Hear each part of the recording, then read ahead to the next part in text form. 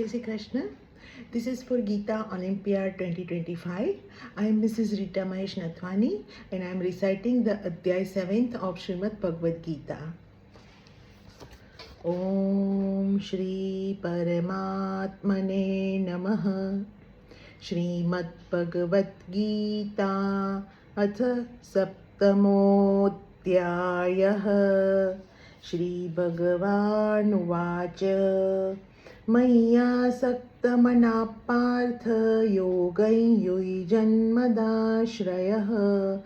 असंशयं समग्रं मयि यथा ज्ञास्यसि तच्छृणु ज्ञानन्तेऽहं सविज्ञानम् इदं वक्ष्याम्यशेषतः यज्ज्ञात्वा नेह भूयोऽन्यज् ज्ञातव्यमवशिष्यते मनुष्याणां सहस्रेषु कश्चिद्यतति सिद्धये यततामपि सिद्धानां कश्चिन्मां वेत्ति तत्त्वतः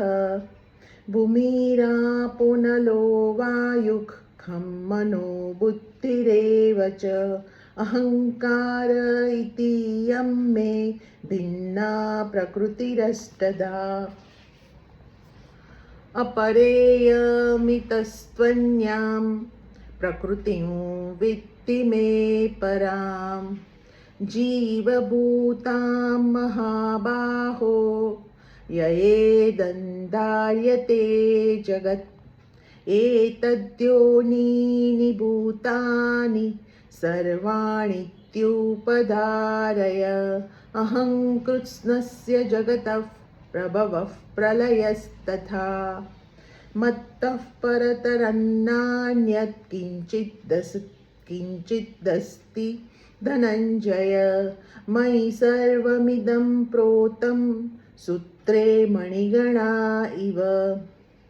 रसोऽहमप्सु कौन्तेय प्रभास्मि शशिसूर्ययोः प्रणवः सर्ववेदेषु शब्दखे पौरुषं नृषु पुण्यो गन्धपृथिव्याय च तेजश्चास्मि विभावसौ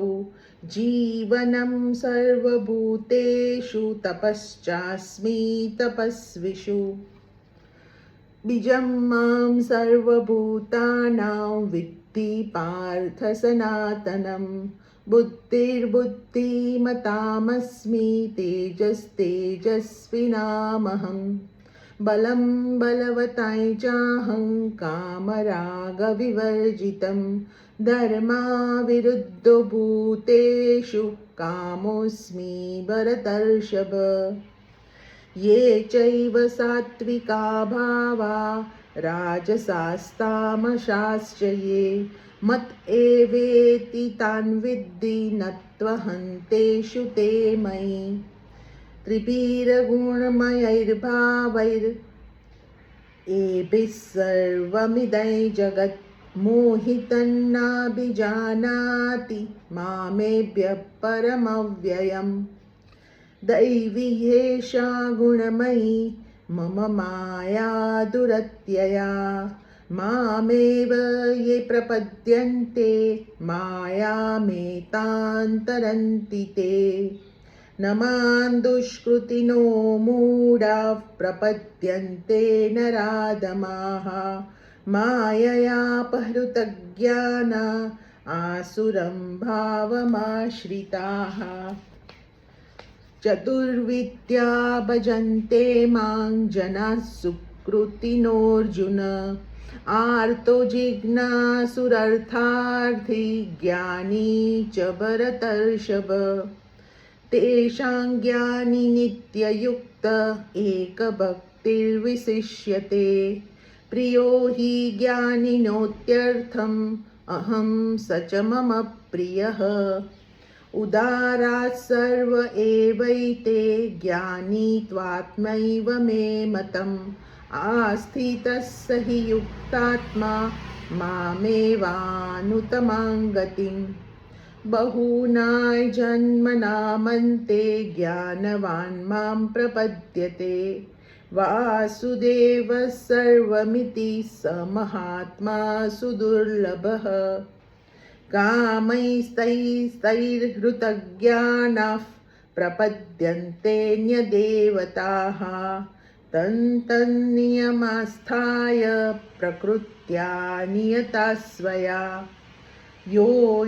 यान्यान्तनुं भक्तः श्रद्धयार्चितुमिच्छति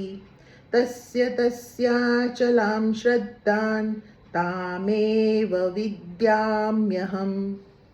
सतया श्रद्धया युक्तस्तस्याराधनमीहते लभये च ततः कामान् मयैव विहितान् हितान् अन्तवत्तु फलं तेषां तद्भवत्यल्पमेधसां देवान् देवयजो यान्ति मद्भक्ता यान्ति मामपि अव्यक्तं व्यक्तिमापन्नं मन्यन्ते माम बुद्धयः परं भावमजानन्तो ममाव्ययमनुत्तमम् नाहं प्रकाशः सर्वस्य योगमाया समावृतः मूढो यन्नाभिजानाति लोको मामजमव्ययम् वेदाहं समतीतानि वर्तमानानि चार्जुन भविष्याणि च भूतानि मां तु वेद न कश्चन इच्छाद्वेषसमुत्थेन द्वन्द्वमोहेन भारत सर्वभूतानि सम्मोहं सर्गे यान्ति परन्तप येषां त्वन्गतं पापं जनानां पुण्यकर्मणां ते द्वन्द्वमोहनिर्मुक्ता भजन्ते मां दृढव्रताः जरामरणमोक्षाय